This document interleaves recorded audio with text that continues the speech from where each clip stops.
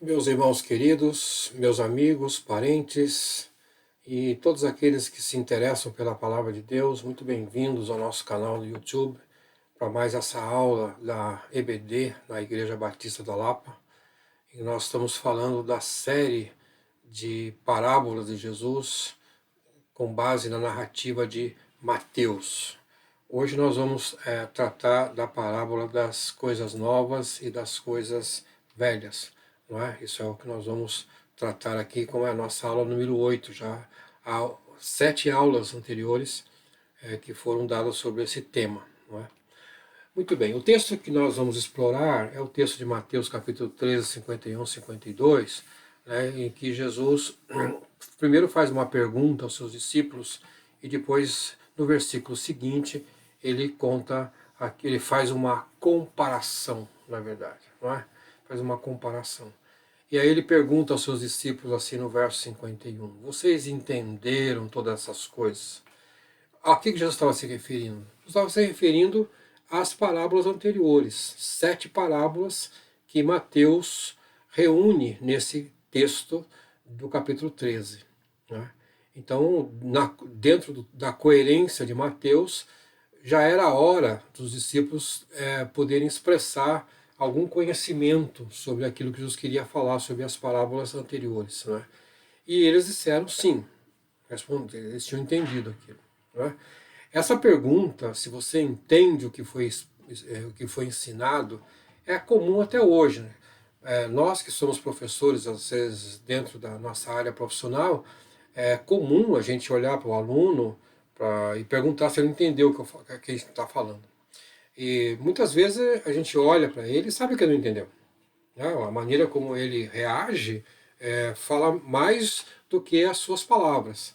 E aí a gente, às vezes, até é um pouco indelicado, porque acaba fazendo alguma pergunta sobre o que foi dito e ele não vai mais saber responder. Então você fala, ó, tá vendo? Você não entendeu. Então, quem se preocupa com o aprendizado dos seus alunos, ele faz questão que eles entendam. A coisa mais triste para um professor é falar horas, às vezes, ou dias, ou um semestre inteiro, e perceber que os seus alunos ou discípulos não entenderam nada. Não é? E aí Jesus faz uma referência, muito provavelmente a si mesmo, ele diz assim, por isso, todo mestre da lei, instruído quanto ao reino dos céus, é como o dono de uma casa que tira do seu tesouro coisas novas e coisas velhas. Né? Então, veja que no texto aqui, Jesus coloca um adjetivo para o mestre que tinha que ser um mestre capacitado, um mestre instruído, né, nas coisas do reino dos céus. Né? E lógico que isso inclui também, né, dentro da ideia de coisas velhas, né, aquilo que foi ensinado no passado. No caso nosso, nós vamos compreendendo aqui como sendo do Velho Testamento. Mas que agora, né, os discípulos do reino que Jesus implantou, do reino dos céus, precisariam tirar coisa nova desse acervo, né, desses tesouros antigos aí. Então essa questão de entender é uma questão que é importante em qualquer área do ensino. Nós criamos técnicas para ver se melhora o entendimento, né, sempre. Na minha opinião, eu acho até que as igrejas às vezes falham porque não dão os devidos recursos para o ensino da Bíblia como nós encontramos na vida profissional, onde todos os recursos eletrônicos e formas outras de experiências e laboratórios são oferecidas, enquanto que nós ainda muitas vezes ensinamos a Bíblia lendo somente o texto bíblico e o professor faz até um esforço muito grande para que o aluno possa ter uma imaginação daquilo que ele está falando. Bom, essa pergunta, então, como dito, ela aparece lá no versículo 51, depois de 7 parábolas. Então, o texto de capítulo 13 fala da parábola do semeador, né? E Jesus sempre faz uma observação, quem ouve entende, quem tem ouvidos ouça. Né? Então tem a parábola do semeador, a parábola do joio e do trigo, do grão de mostarda, do fermento, do tesouro da pérola preciosa, tesouro escondido, pérola valiosa, da rede de pescador, uma parábola muito provavelmente com conotação escatológica, né, de quando haverá então a separação do justo e do injusto, né, já que o pescador separa peixes bons dos peixes ruins, né, então isso vem tudo nessa sequência. E aí chega nesse ponto, tem a pergunta: vocês entenderam isso? Aqui, nessas 7 parábolas, já tinha muito conteúdo teológico aqui. E aí, quando Jesus faz essa pergunta, e aí ele está praticamente dizendo: olha, eu sou o mestre de vocês, né? Então eu estou contando para vocês coisas novas, eu estou tirando do meu acervo, né? Tirando do meu patrimônio uma informação nova e preciosa, né? Mas eu também tenho informação antiga que é preciosa também. No texto, né, quando nós encontramos a palavra mestre na Bíblia, versão internacional, nós estamos falando de gramateus, que é escriba, né? Então o escriba tinha essa função de cuidar do texto da Torá, né? E muitas vezes ele lia o texto e até interpretava o texto, né? Então nós temos aí uma função de mestre também do escriba, o escriba mestre, que interpretava a lei, né? E, e esse estudioso então da Bíblia era muito conhecedor então do Velho Testamento, e Jesus preparava agora outros mestres. Os seus discípulos seriam mestres, seriam aqueles anunciadores, os apóstolos, e que precisariam levar o Evangelho, ou seja, as boas novas, não é? Que Jesus tinha trazido, então tinha que propagar isso. Veja que o apóstolo Paulo é um bom exemplo disso. O apóstolo Paulo, um homem estudioso, né, talvez a gente podia dizer que ele era um doutor da lei. Ele foi instruído aos pés de Gamaliel, que era um mestre famoso na sua época, e ele passou um bom tempo com Gamaliel, então ele deve ter aprendido toda a questão judaica, da lei judaica, e o apóstolo Paulo poderia então fazer projeções, né, daquilo que era novo, olhando para Jesus, né, ele extraía o novo agora, né? Não há como você tirar o novo sem ser através de Jesus, né? Jesus é a grande novidade, e é através dele que nós extraímos as novidades do Velho Testamento, né? Bom, e aí Paulo escreve assim: e nos revelou o mistério da sua vontade, de acordo com o seu bom propósito que ele estabeleceu em Cristo. Então veja que Paulo falando então, né, desse propósito de Deus, né, que através de Cristo, né, nós conhecemos os mistérios do reino de Deus, né?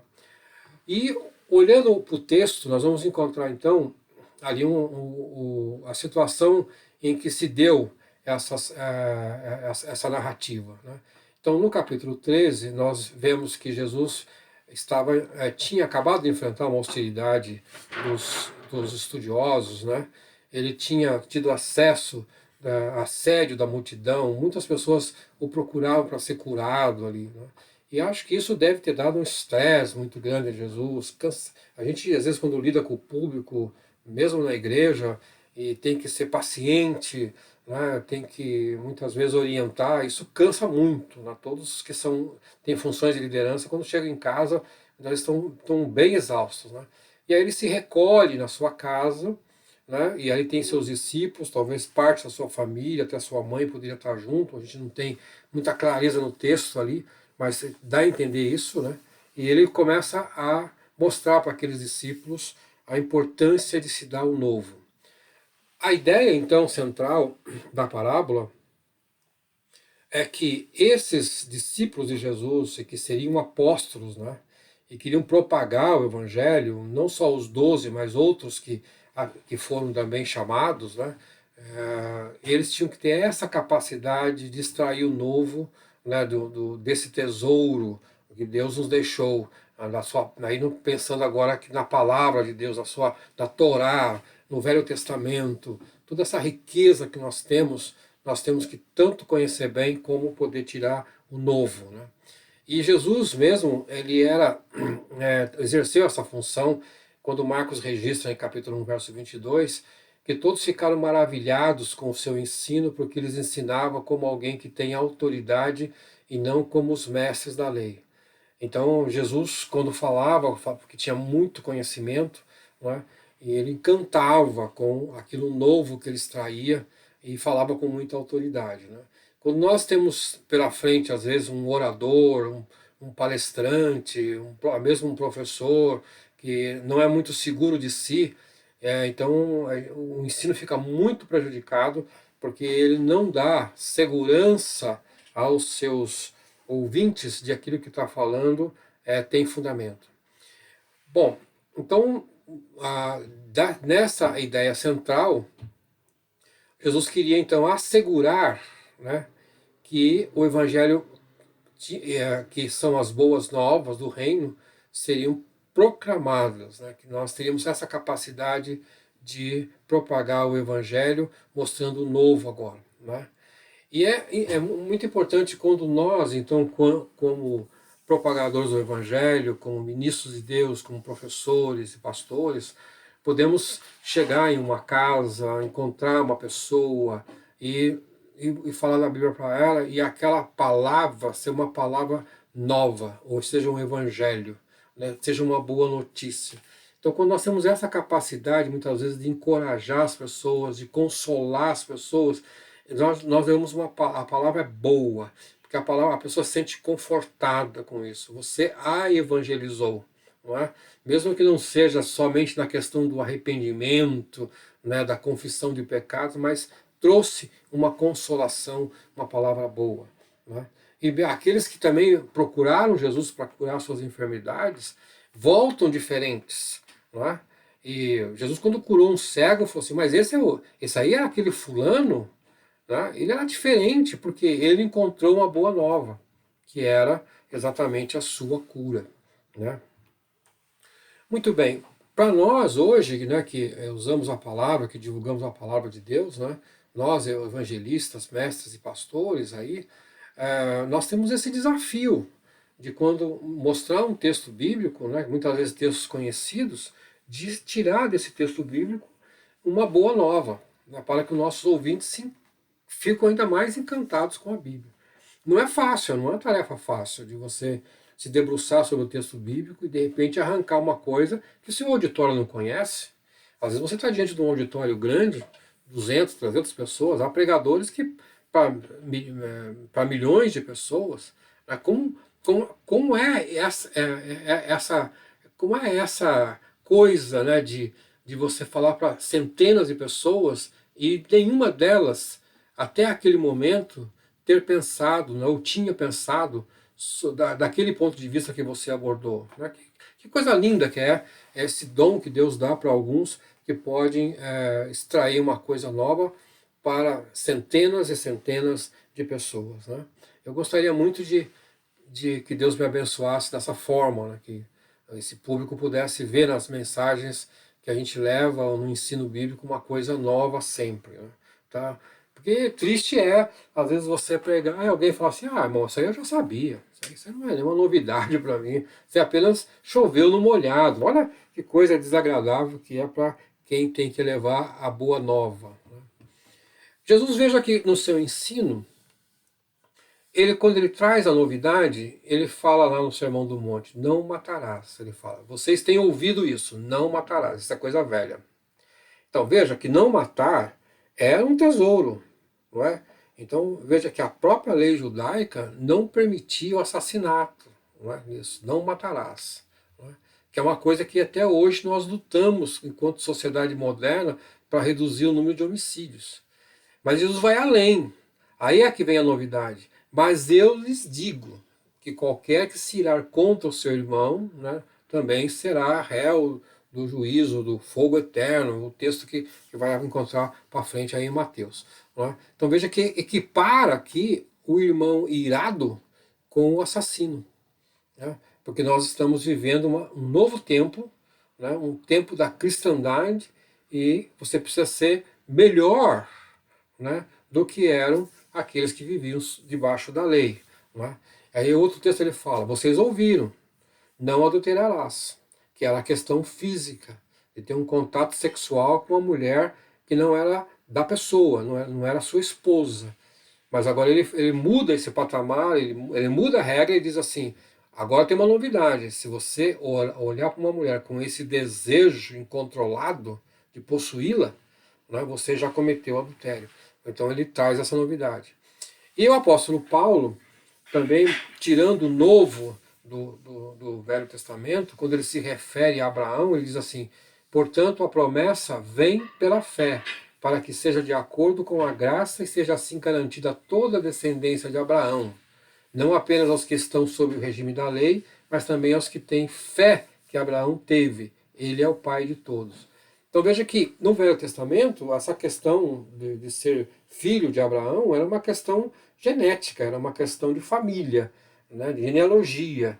Agora Paulo tira o novo, porque ele vê que na figura de Abraão, que obedeceu a Deus pela fé, indo para um lugar que nem conhecia, ele fala, então todos que abraçam essa fé, que têm essa confiança de seguir o caminho, crendo que Deus será o provedor, ele é também um filho adotivo, né, de Abraão. Olha que coisa linda que é isso. Essa é uma coisa nova que Paulo usa para mostrar aos gentios a quem ele estava se referindo, que não eram da descendência judaica, de que eles também tinham parte no reino de Deus, porque eles eram filhos de Abraão, que era a promessa que Deus tinha feito. Nós temos aí pela frente, quando a gente estuda a palavra de Deus, como se fosse a nossa galáxia, né, que a gente não tem ideia da sua dimensão. Não é? O que nós temos aí é uma questão, às vezes, pontual, como essa figura mostra aí, uns círculos, né, para apontar apenas um ponto aí na galáxia, onde é o sistema solar, e dentro do sistema solar vai estar a Terra como um dos seus menores planetas. Mas veja quanta coisa nova pode ainda ser descoberta. Então, quando nós estamos conhecendo a Deus, nós estamos lendo a sua palavra, eu imagino que nós temos um campo tão fértil para poder prosperar, nós temos uma visão pode ser tão ampliada do tamanho da galáxia. Quer dizer, conhecer a Deus é não ter limites para experimentar a novidade que podemos ter dele. Não é? E aí veja que essa ideia de novidade, essa coisa que Deus faz novo, ele está lá também em Isaías. Né? Eis que faço coisa nova. Né? Deus sempre faz o novo. Sempre faz o novo. Outro dia eu estava assistindo um filme, aliás uma série da Netflix chamado Greenleaf, e aí, né, em uma dos episódios, há uma pregadora que aborda essa questão do novo, diante dos problemas que a série da televisão estava mostrando ali, com problemas que eles tinham de adultério, que eles tinham de roubo, que eles tinham de briga pelo poder, e tudo aquilo que é o pior possível que pode ter no ser humano, né?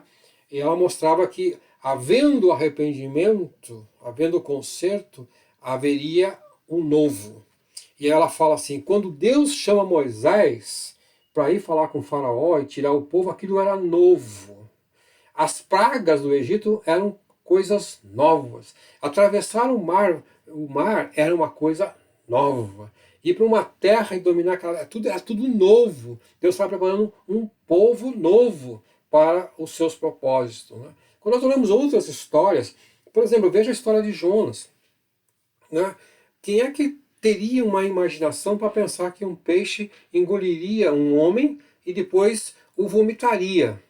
E aquilo é uma coisa nova que Deus criou para poder ilustrar, então, o que é o papel do evangelista, do missionário. Né? Então, muita coisa na Bíblia são coisas inéditas, novas. Né? E por que não pensar, né, que nós vamos também experimentar o novo? Né? Então, nós podemos pensar tranquilamente que eu, como servo de Cristo, tendo fé no Deus único, né, eu terei sempre uma promessa do novo. Aquilo que está às vezes acontecendo na minha vida e eu preciso ter uma novidade. E Deus precisa mudar alguma coisa. E às vezes eu fico imaginando uma saída, tentando achar uma solução para mim, mas Deus fala assim, não, a solução que você tem aí, a solução é velha. Eu vou fazer novo na sua vida. Né? E quando ele também vai fechando O Novo Testamento, lá em Apocalipse, fala: eis que faço novas todas as coisas. Não é? Então, meu querido irmão, minha querida irmã, você que nos acompanha aqui, creia nisso, que Deus fará uma coisa nova na sua vida. Não é? Talvez aquilo que você nem imaginou, não subiu ao seu coração, nem seu olho viu aquilo de novo que Deus tem preparado para você. Creia nisso, porque o nosso Deus é o Deus da novidade. Que Deus te abençoe.